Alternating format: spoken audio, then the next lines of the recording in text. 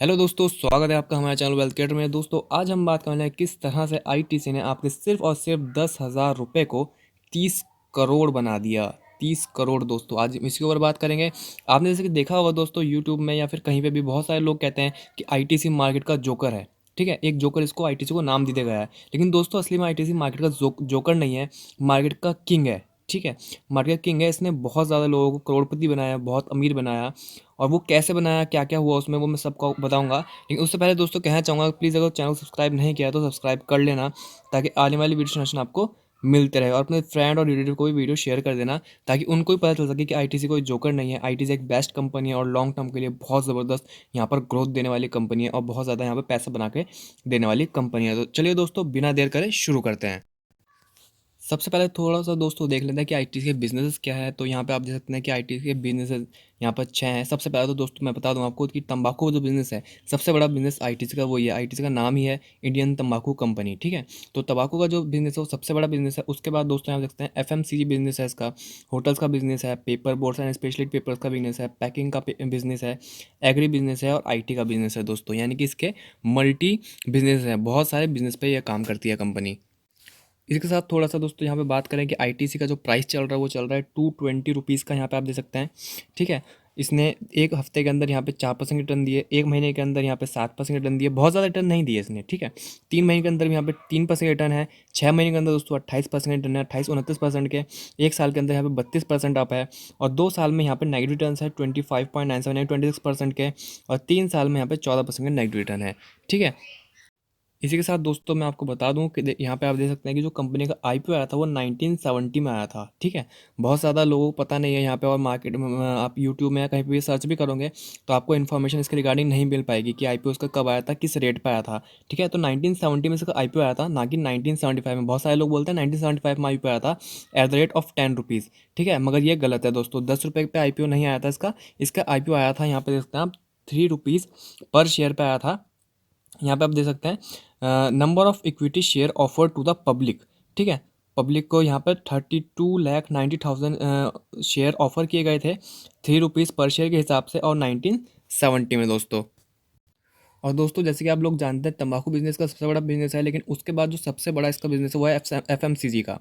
और एफएमसीजी के इसके यहाँ पे ब्रांड्स देख सकते हैं आप कि आशीर्वाद इसकी ब्रांड है। ठीक है, किचन ऑफ इंडिया इसकी ब्रांड है, सनफीस्ट इसकी ब्रांड है, yippee इसकी ब्रांड है। ये आपने नाम सुने होंगे दोस्तों, या यूज़ भी किए होंगे, बी नेचुरल। ठीक है, बिंगो।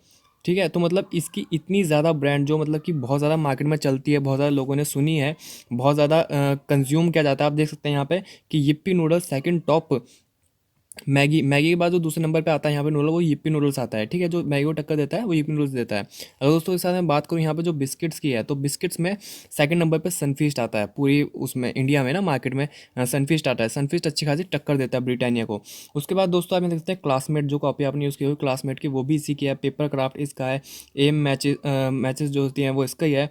ठीक है, मंगलदीप, WLS, फार्मलैंड। ठीक है, मतलब इतनी ज़्यादा इसकी यहाँ पर ब्रांड्स हैं मार्केट के अंदर। इंगेज, ठीक है, परफ्यूम, सुपीरिया, ठीक है, Savlon, Fiama, Vivel, SLR, Di Wills, Fabelle, Sunbean, ITC master chef, गुमन, कैंडीमैन, मिंटो। दोस्तों यानी कि इतनी सारी ब्रांड जो कि नामी ब्रांड है, जिसको पब्लिक यूज़ करती है। मैंने भी बहुत ज़्यादा, मतलब इसमें काफ़ी सारी ब्रांड्स ऐसी है जो मैंने जनरली यूज़ भी करी हैं, जैसे कि सेवलॉन है, या फिर इंगेज है। ठीक है, सनबीन है, सनबीन भी ज़बरदस्त है दोस्तों इसका। ठीक है, उसके बाद यहाँ पे क्लासमेट हो गई, सनफिस्ट हो गई, बिंगो हो गई, yippee हो गई। तो मतलब ऐसी ब्रांड्स हैं जो कि मार्केट लीडर बनी हुई है यहाँ पे। ऐसा नहीं है कि इसको बहुत ज़्यादा यहाँ पे काम करने की जरूरत है, ऑलरेडी मार्केट में चल रही है। आशीर्वाद सबसे ज़बरदस्त इसकी ब्रांड है यहाँ पे, आशीर्वाद आटा की सबसे टॉप पे आता है। ठीक है, तो मतलब इसने मार्केट लीडर ऑलरेडी यहाँ पर कर रखी है, मार्केट काफ़ी ज़्यादा कैप्चर कर रखी है दोस्तों। इसी के साथ दोस्तों बात करूँ इसके यहाँ पर चेयरमैन और मैनेजिंग डायरेक्टर कौन है, तो इसके चेयरमैन यहाँ पर इसके संजीव पुरी जी हैं, और फॉर्मर चेयरमैन YC देवेश्वर है दोस्तों। दोस्तों मैंने आपको इंपॉर्टेंट इन्फॉर्मेशन तो आपको सब बता दी। इसके बाद बताता हूँ मैं आपको सीधा इसने कंपनी किस तरह से यहाँ पर आपके वेल्थ क्रिएट की। तो यहाँ पे आप देखते हैं दोस्तों कि कंपनी आई थी 1970 में। ठीक है, और इसने प्राइस था 3 रुपीज़ पर शेयर पे यहाँ पे ऑफरिंग की गई थी। यानी कि आपने 10,000 रुपये लगाए और आपने 3,333 शेयर यहाँ पे इसके बाय कर लिए 1970 में। उसके बाद दोस्तों 1978 में कंपनी ने यहाँ पर बोनस प्रोवाइड किया 1:5 का। ठीक है, जिसमें आपके पास यहाँ पे जो 3,333 शेयर थे वो बन गए 4,000 शेयर। उसके बाद 1980 में 1:5 का बोनस आया, तब बन गए आपके 4,800 शेयर्स। उसके बाद 1989 में 1:1 का बोनस आया, तब बन गए आपके 9,600 शेयर्स। उसके बाद 1991 में यहाँ पे 3:5 का बोनस आया, तब बन गए 15,360 शेयर्स। 1994 में फिर 1:1 का बोनस आया, तब बन गए 30,720 शेयर्स। 2005 में फिर 1:2 का बोनस आया, तब आपके पास हो गए 46,080 शेयर्स। उसके बाद दोस्तों 2005 में यहाँ पे 1:10 का स्प्लिट आया था, तो 1:10 में देखते हैं आपके पास कितने शेयर्स हो गए, 4,60,800। ठीक है, 4,60,800 स्टॉक्स आपके पास 2005 तक यहाँ पे आ चुके थे। उसके बाद दोस्तों आपने 2010 में कंपनी ने फिर बोनस प्रोवाइड किया 1:1 का, और तब आपके पास स्टॉक्स हो गए 9,21,600।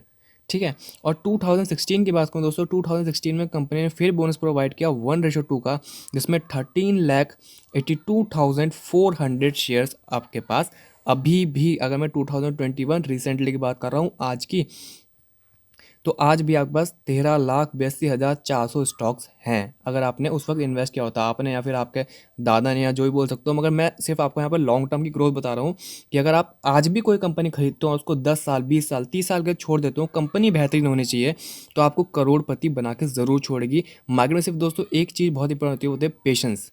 ठीक है, पेशेंस बहुत ज़रूरी होता है लॉन्ग टर्म के लिए।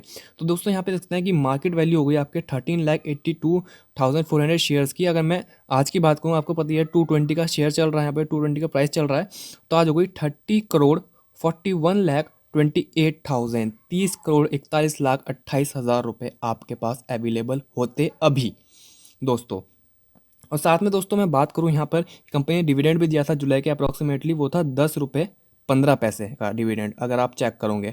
ठीक है, तो यानी कि आपको अगर यहाँ पे 13,82,400 शेयर्स पे, शेयर्स पे यहाँ पे डिविडेंड मिलता 10 रुपये 15 पैसे का, तो आपके पास 1,40,31,31,360 रुपये का सिर्फ डिविडेंड आता। दोस्तों पूरे साल मेहनत इंसान करता है ना, उसके बाद भी इतना ज़्यादा यहाँ पर पैसा नहीं कमा पाता जितना यहाँ पे इसने कंपनी ने सिर्फ डिविडेंड प्रोवाइड कर दिया। तो यानी कि मेन चीज़ यही है कि लॉन्ग टर्म का जो फल मिलता है ना दोस्तों, वो बहुत ज़बरदस्त मिलता है, लेकिन आपने क्या करना है, सिर्फ पेशेंस रखना है और लॉन्ग टर्म के लिए कोई कंपनी को होल्ड करना है। और कंपनी होल्ड करने का मतलब ये नहीं है कि कोई भी कंपनी उठाई और सीधा रख ली अपने पास कि भैया वेल्थ क्रिएटर वालों ने बोला था इस कंपनी को खरीद लो, तो हमने ज़िंदगी भर के लिए इस कंपनी को यहाँ पे खरीद के रख लिया। इंपॉर्टेंट दोस्तों ये होता है कि आपको कौन सा बिजनेस पसंद है, किस बिजनेस में आपको लगता है कि फ्यूचर में ग्रोथ होगी।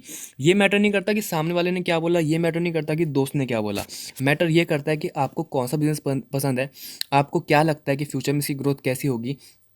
आपने कंपनी के फंडामेंटल देखे, कंपनी के फंडामेंटल अच्छे हैं या नहीं है, कंपनी का जो प्रोजेक्ट्स हैं वो कैसे चल रहे हैं, ये सब चेक करके दोस्तों इन्वेस्टमेंट करो और लॉन्ग टर्म के लिए छोड़ दो, और आपको एक बेहतरीन यहाँ पर रिटर्न प्रोवाइड होंगे, बेहतरीन आपकी वेल्थ बनेगी। ठीक है, तो जैसे वॉरेन बफेट कहते हैं कि जो भी पैसा बनता है वो लंबे समय बनता है दोस्तों, लॉन्ग टर्म में ही बनता है।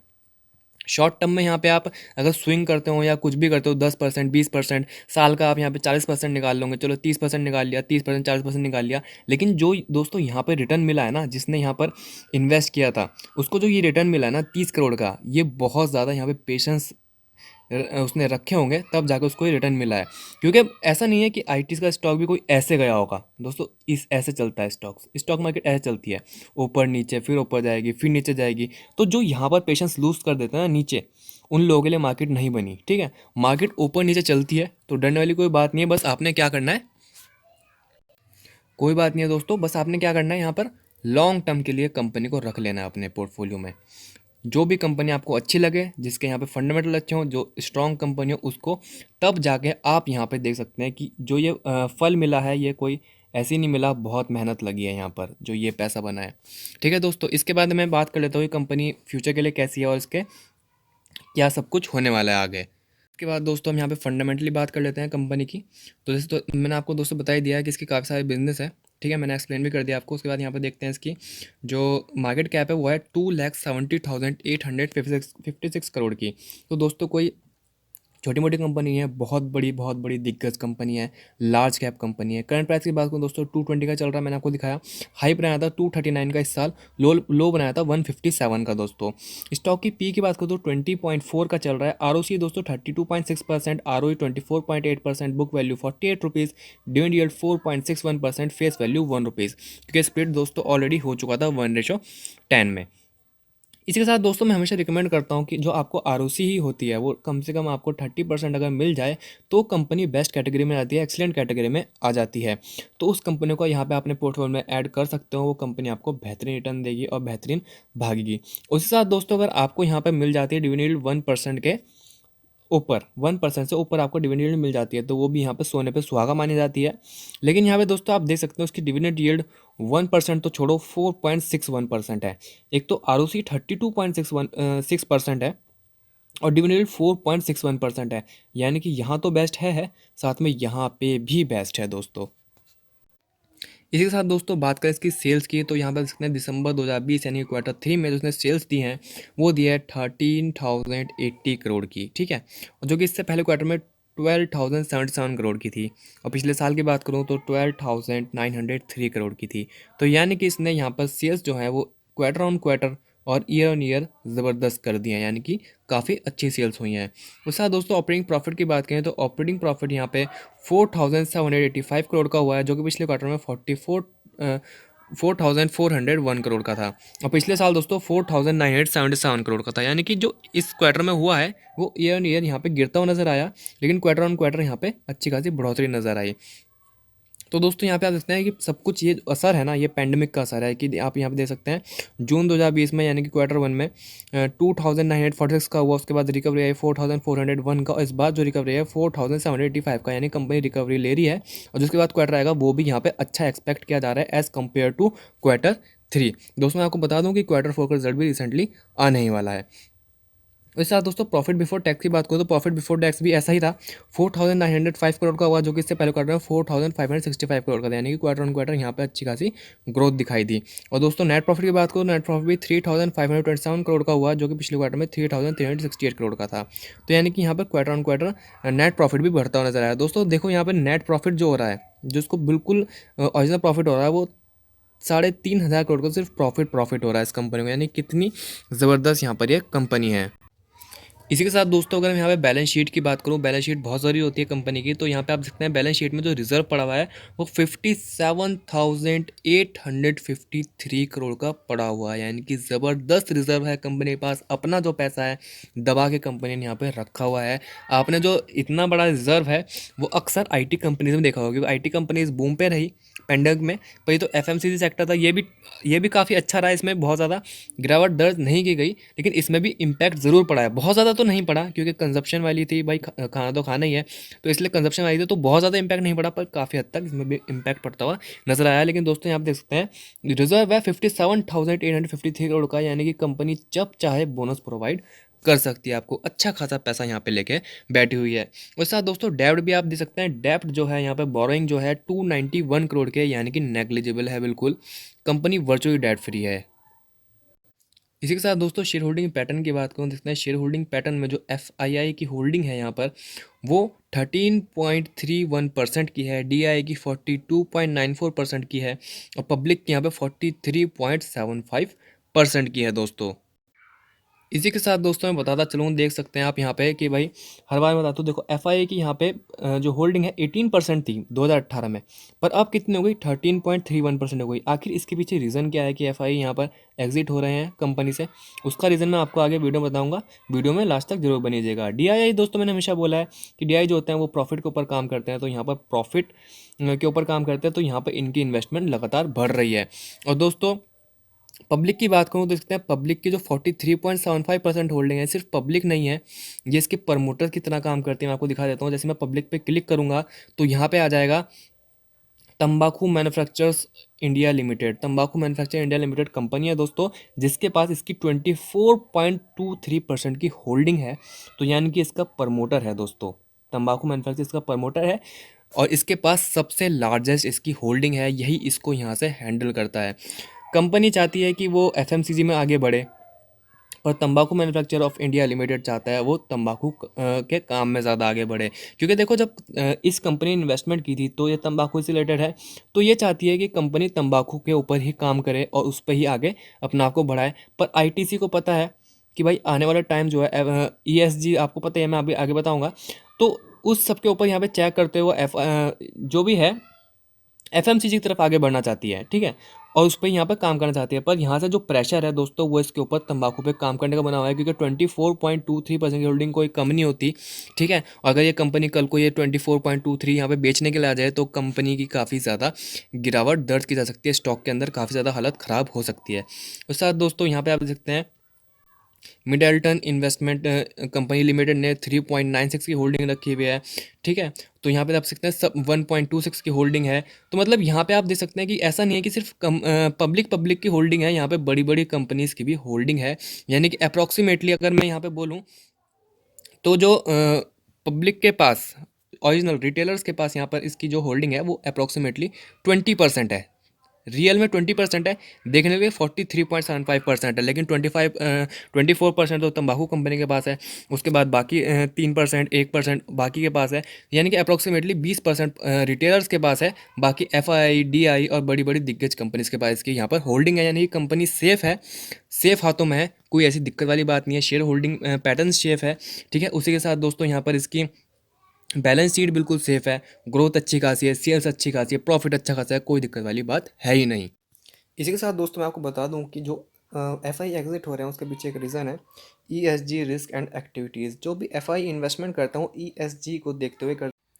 दोस्तों मैं बात करूं ईएसजी का मतलब क्या होता है, तो यहाँ पे आप देख सकते हैं कि ई फॉर इन्वायरमेंट होता है। इन्वायरमेंट मतलब कि जो भी कंपनी इन्वायरमेंट पर इफेक्ट डालती है, फिर इन्वायरमेंट को ख़राब करती है, यानी कि पॉल्यूशन करती है, चाहे वो एयर पॉल्यूशन हो, लैंड पॉल्यूशन हो, वाटर पॉल्यूशन हो, उससे यहाँ पर एफआई यहाँ पर दूर रहते हैं दोस्तों। उसमें इन्वेस्टमेंट नहीं करते, उन कंपनी से दूर रहना चाहिए कि वो रिस्की कंपनी बन जाती है। किस टाइप की रिस्की? भाई इन्वायरमेंट को यहाँ पर नुकसान पहुँचा रही है, आने वाले टाइम पर अगर इन्वायरमेंट बहुत ज़्यादा ख़राब हो गया तो वो बहुत ज़्यादा प्रॉब्लम हो जाएगी। इसलिए इस टाइप की कंपनीज़ में एफ आई यहाँ पर इन्वेस्टमेंट नहीं करते। और यहाँ पर जो पॉल्यूशन है दोस्तों, एयर पॉल्यूशन, तो यहाँ पर आप देख सकते हैं कि भाई सिन कंपनी है, ठीक है, यानी कि यहाँ पे सिगरेट जो है दोस्तों वो यहाँ पे इसका प्रॉब्लम क्रिएट कर रहा है। उसी के साथ दोस्तों यहाँ पे देखते हैं सोशल सोशल रिस्क, मतलब कि सोशल मतलब होता है कि कोई कंपनी ऐसी तो नहीं है जो पब्लिक या फिर सोशल यानी कि लोगों की हेल्थ के साथ खेल रही हो या हेल्थ के साथ खिलवाड़ कर रही हो। तो बिल्कुल दोस्तों ये सोशल में हेल्थ के साथ खिलवाड़ कर रही है। यहाँ पे आप देख सकते हैं हेल्थ एंड सेफ्टी को यहाँ पर देखा जाता है, तो यानी कि हेल्थ को यहाँ पे बिल्कुल इम्पैक्ट डाल रही है। जैसे मैंने बताया आपको सिगरेट बिजनेस है, तो मतलब जो इसका सिगरेट बिजनेस है वो एक तरफ का सिन बिजनेस है दोस्तों, ठीक है। और वो यहाँ पर इस कंपनी का जो आगे बढ़ने से इसको रोक रहा है। और गवर्नेंस में दोस्तों ये आता है कि कंपनी अपने शेयर होल्डर का जो राइट्स हैं या फिर जो उनको रिपोर्ट्स वगैरह इन्फॉर्मेशन जो है वो सही से दे पा रही है नहीं दे पा रही, तो इसमें तो कोई गड़बड़ नहीं है। आईटीसी बिल्कुल सही है इस चीज़ के लिए, तो वो बिल्कुल अपने शेयर होल्डर का ध्यान रखती है, सब कुछ बताती है, कोई दिक्कत वाली बात नहीं है। लेकिन दो जगह वो खरी उतर नहीं पाती, वो है सोशल और इन्वायरमेंट, यानी कि इन्वायरमेंट पॉल्यूशन क्रिएट कर रही है और सोशल में यहाँ पर हेल्थ के साथ, लोगों के हेल्थ के साथ खिलवाड़ हो रहा है दोस्तों। उसके साथ दोस्तों मैं बता दूँ ये ज़िंदगी भर नहीं रहने वाला कि भाई आईटीसी जो कंपनी अब ईएसजी के अंदर नहीं आ रही है तो आने वाले टाइम पे भी ऐसी रहेगा, ऐसा कुछ नहीं है। कंपनी के अंदर डीमर्जर की दोस्तों बात चल रही है। दोस्तों डीमर्जर में आप यहाँ पे देख सकते हैं अकॉर्डिंग टू द सोर्सेज, कोई भी ऑफिशियली वेरीफाइड नहीं है, सिर्फ सोर्सेज के थ्रू ही यहाँ पे ये न्यूज़ आई थी। The board meet of ITC will happen in April, ठीक है, यानी कि अप्रैल में यहाँ पे बोर्ड मीटिंग होगी। उसमें मैनेजमेंट डिस्कस करेगा डी मर्जर के बारे में कि भाई कंपनी का डी मर्जर। वैसे दोस्तों मैं आपको बता दूं कि डी मर्जर बहुत ज़्यादा ज़रूरी है। जब इसका यहाँ पे तंबाकू बिजनेस और एफएमसीजी बिजनेस अलग अलग हो जाएंगे तो यहाँ पे बहुत ही ज़बरदस्त, बहुत ही बढ़िया कंपनी बन जाएगी। तो यहाँ पे सोर्सेज के थ्रू न्यूज़ आ रही थी कि आईटीसी चाहता है कि जो उसके ख़राब बिजनेस है, ख़राब बिजनेस में बता दूँ आपको पेंडेमिक की वजह से जो सबसे ज़्यादा इम्पैक्ट यहाँ पर पड़ता हुआ नज़र आया दोस्तों, उसका बिजनेस पे पड़ता हुआ है होटल सेक्टर पे। होटल सेक्टर उसको लगातार यहाँ पे नुकसान पहुँचा रहा है, क्योंकि पेंडेमिक की वजह से कोई भी होटल वगैरह मैं जाना नहीं चाहता, बहुत ही ज़्यादा इसके बिजनेस में यहाँ पे इम्पैक्ट पड़ा हुआ है दोस्तों। उसके साथ दोस्तों आगे मैं आपको बता दूं this is the long term process. Company ने बोला है, कंपनी से जब ये पूछा गया तो कंपनी यहाँ पे जवाब दिया कि भाई ये बहुत लॉन्ग टर्म प्रोसेस है, तो कंपनी ने इसको सीरियस से खारिज कर दिया। कंपनी ने कहा भाई हम इस बारे में कोई बात नहीं करेंगे, अभी ऐसा ऑफिशियली वेरीफाइड नहीं हुआ है, क्योंकि ये बहुत ज़्यादा लंबा प्रोसेस है दोस्तों। Long term process, company has been working on it since long, company बहुत समय से इस पर काम कर रही है, ठीक है। Final stage of getting demerger, investment bankers have also started working on demerger. Paper, textile, cigarette and other FMCG business companies will be flagship company. तो यहाँ पर लोगों का कहना क्या है कि जो पेपर, टेक्सटाइल, सिगरेट का और एफएमसीजी का बिजनेस है ये तो एक हो जाएगा। उसके बाद जो दूसरा बिजनेस आएगा इसका 2 अदर बिजनेस आएंगे, hotel and infotech will be separate business. लेकिन दोस्तों मैं आपको बता दूं कि जब तक तंबाकू का बिजनेस से अलग नहीं होगा तब तक यहाँ पे सिन कंपनी बन के रहेगी। और इसी के साथ अगर यहाँ पे 45% यहाँ पर इसका जो बिज़नेस है वो तंबाकू का है, ठीक है, तो उसी के साथ यहाँ पे 25% से 30% की अप्रॉक्सीमेटली जो उसका बिज़नेस है, या फिर इससे भी ज़्यादा बोल सकते हो आप, 35% अप्रॉक्सीमेटली यहाँ पे एफएमसीजी बिजनेस है। इसका एफएमसीजी बिजनेस भी बहुत ज़बरदस्त है। अगर ये अपने एफएमसीजी बिजनेस को यहाँ पे अलग कर देती है तो कंपनी एक नए तौर पे उभर के आएगी और बहुत ही ज़बरदस्त यहाँ पर ग्रोथ देखने को हमें मिल सकती है। कंपनी के अंदर कोई भी यहाँ पर दिक्कत वाली बात नहीं है। कंपनी के अंदर जो मेन प्रॉब्लम चल रही है वो ईएसजी की चल रही है, जो कि तंबाकू से रिलेटेड है। दोस्तों मैं आपको बता दूं, देखो यहाँ पे प्रॉब्लम क्रिएट तंबाकू की कंपनी भी नहीं कर रही है। ऐसा नहीं है कि तंबाकू का जो बिजनेस है वो बिल्कुल फ्लॉप चल रहा है। तंबाकू बिजनेस से बहुत ज़्यादा रिवेन्यू, बहुत ज़्यादा प्रॉफिट कंपनी जनरेट कर रही है। बस प्रॉब्लम यही है कि एफआई या बड़े बड़े इन्वेस्टर जो है वो ईएसजी को देखते हुए यहाँ पे इन्वेस्टमेंट नहीं कर रहे इस कंपनी के अंदर। ये सबसे बड़ी यहाँ पे प्रॉब्लम बनी हुई है दोस्तों। जैसे ही दोस्तों इसका ये एफएमसीजी का और इनका बिजनेस अलग अलग हो जाएगा तो दोस्तों ग्रोथ देखने को मिल सकती है दोस्तों। तो खैर दोस्तों ये तो बात की बात है क्योंकि सोर्सेज के थ्रू ही न्यूज़ आई थी, कंपनी ने ऑफिशियली वेरीफाई नहीं किया, ठीक है। फिलहाल हम देख लेते हैं कि हम इसमें कंपनी इन्वेस्ट कर सकते हैं या नहीं कर सकते। टेक्निकल देख लेते हैं, फंडामेंटल आपने देख ही लिया दोस्तों। देखो फंडामेंटल अगर मैं आपको बताऊं तो यहाँ पे कुछ पैरामीटर देखे जाते हैं कि भाई सबसे पहले आरओसी देखी जाती है, ठीक है। आरओसी 30% होनी चाहिए, ठीक है। डिविडेंड यील्ड, भाई डिविडेंड भी मिलता है, डिविडेंड यील्ड भी अच्छी होनी चाहिए, तो वो भी इसकी बेस्ट है। 4% के अप्रॉक्सीमेटली है तो ये भी बढ़िया हो गई, आरओसी बढ़िया हो गई। तो भाई कंपनी के पास रिजर्व है, कंपनी के पास पैसा अपना है, वो भी बहुत ज़रूरी होता है देखना हो, तो बिल्कुल रिजर्व भी है। तो दोस्तों मतलब कोई इतना ज़्यादा यहाँ पर मेरे को ऐसा कुछ दिखाई नहीं दिया फंडामेंटली जो मैं बोलूँ ये कंपनी बेकार है। कंपनी बिल्कुल ज़बरदस्त है, किंग है, टॉप है, ज़बरदस्त है। इसके बाद दोस्तों हम आ गए चार्ट पर, और यहाँ पे आप देखते हैं जो इस वक्त इसका प्राइस चल रहा है वो चल रहा है 220 का, ठीक है। जैसे मैं आपको बताया कि 220 का यहाँ पे इसका प्राइस चल रहा है। इसके अगर 200 एवरेज की बात करें तो दोस्तों 196 का निकल के आता है, यानी कि इसका 196 का जो प्राइस है वो बहुत ही ज़बरदस्त प्राइस है, या फिर सपोर्ट की तरह आप यहाँ पर बोल सकते हो दोस्तों। इसके साथ दोस्तों इस आरएसए की बात करें तो आरएसए यहाँ पे 57.52% है, ठीक है। ना तो ओवरसोल्ड कैटेगरी में ना ओवरबाउट कैटेगरी में है। इसी के साथ दोस्तों मैं यहाँ पे आपको दिखा दूँ कि यहाँ पे कप विद हैंडल का पैटर्न बनता हुआ नज़र आ रहा है, ठीक है। जिसका मतलब है यहाँ पे ये आने वाले टाइम पे यानी कुछ महीनों में या फिर कुछ समय बाद यहाँ पे बुलिश ट्रेंड आ सकता है। ये देख सकते हैं आप, ये इसका कप हो गया और विद ये हैंडल निकल रहा है इसका दोस्तों। जैसे ही ये हैंडल से यहाँ से अपने ये रेजिस्टेंस जो है इसका, इस रेजिस्टेंस को तोड़ता है जो कि अप्रॉक्सीमेटली 240 रुपये का है, तो दोस्तों यहाँ से ये ऊपर जाने की बिल्कुल बिल्कुल उम्मीद रखता है। अगर मैं दोस्तों बात करूँ यहाँ से कि कितना ऊपर जा सकता है, मतलब कितना यहाँ पे रेट पे ट्रेड हो सकता है, दोस्तों सबसे पहले आपको देखना होता है नीचे का, यानी कि 160 का प्राइस यहाँ पर है, ठीक है। और हाई देखेंगे हम यहाँ पे अप्रोक्सीमेटली तो 240 का प्राइस है, यानी कि 160 और 240 यानी कि 80 रुपये का यहाँ पे अच्छा खासा रनिंग दिख रही है दोस्तों। यानी कंपनी इस वक्त 220 पे ट्रेड कर रही है और 80 रुपये ऊपर जा सकती है, तो यानी कि यहाँ से लगभग 300 रुपये का प्राइस आपको देखने को मिल सकता है, और हो सकता है 1 साल के अंदर ही हो जाए दोस्तों, ठीक है। यानी कि 300 रुपये ट्रेड करेगी, यानी कि आपको बहुत ज़बरदस्त यहाँ पे आईटीसी प्रॉफिट देने वाली है। लॉन्ग टर्म में रखो तो पैसा बहुत है कंपनी के पास, कोई दिक्कत वाली बात नहीं है, बोनस देगी, डिविडेंड देगी। और अगर शॉर्ट टर्म में आप यहाँ पे खेलना चाहते हो, शॉर्ट टर्म के लिए रखना चाहते हो, तो भी आप यहाँ पे बाइंग कर सकते हो दोस्तों। लेकिन दोस्तों उस साथ मैं बता चलूँ, अगर आप कभी बाइंग करते हो तो लमसम अमाउंट कभी मत लगाया करो, ठीक है। लमसम मतलब एकदम से उठाया इन्वेस्ट कर दिया, तो लमसम में कई बार इंसान ना फंस जाता है और एवरेज करने की जो एबिलिटी होती है, एवरेज करने की जो पावर होती है वो खो देता है। तो एवरेज यहाँ पर करना बेहद ज़रूरी है, चाहे कोई भी कंपनी हो उसमें एवरेज करने के लिए आपके पास पैसा होना बहुत ज़रूरी है। तो इसलिए आपको हमेशा थोड़ी सी इन्वेस्टमेंट करनी चाहिए। मान लो आपने किसी इस कंपनी के 1000 स्टॉक खरीदने थे, 1000 स्टॉक आपने खरीदने हैं, तो ऐसा नहीं है आपने 1000 स्टॉक एकदम से यहाँ पे खरीद दो, आप फिलहाल 200 खरीदो। कंपनी जैसे स्टॉक करेक्ट हो, ठीक है, हो सकता है 5% करेक्ट हो जाए, 4% करेक्ट हो जाए, 200 और ख़रीद लो, फिर 2-3% 5% करेक्ट हो जाए, फिर 200 और ख़रीद लो। जितना ज़्यादा नीचे जाए, ठीक है, उतना ज़्यादा यहाँ पर खरीदो, पर अपनी एक लिमिट रखो कि मैंने 1000 क्वांटिटी बाय करनी है। फिलहाल कितनी है मेरे पास, 200 है, और 1000 बाय करनी है, यानी कि जब ये 5% नीचे जाएगा मैं 200 और बाय करूँगा और बाय करूँगा और बाय करूँगा। ऐसे करते करते जब मेरे पास 1000 हो जाएंगी, मैं बिल्कुल स्टॉप हो जाऊँगा, इसको लॉन्ग टर्म के लिए छोड़ दूंगा, बिल्कुल भूल जाऊँगा इसको 5 या 10 साल के लिए। तो इस तरह से दोस्तों इन्वेस्टमेंट करा करो, लमसम अमाउंट कभी मत लगाया करो, ठीक है। थोड़ा थोड़ा थोड़ा थोड़ा इन्वेस्टमेंट करते रहा करो। लेकिन मैं आपको बता दूं कि जो भी बेस्ट कंपनी होती है, अच्छी कंपनी होती है, फंडामेंटली अच्छी कंपनी होती है, सिर्फ उसमें ही इन्वेस्ट किया करो। कोई खराब, बहुत सारे लोग होते हैं जो ना खराब कंपनी पकड़ लेते हैं।